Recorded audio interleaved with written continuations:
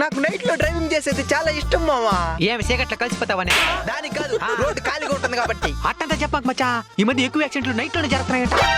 మచ్చా ఎదురుగా బండి వస్తున్నది. మావా లైట్ ఫోకస్ లేరు కట్టుకు కొడుతున్నది మావా. ఏం కనిపించట్లేదా? సరే డిమ్మ డిప్పి రోడ్ అయినా కనబడుతుంది. అంటే కాదు మావా.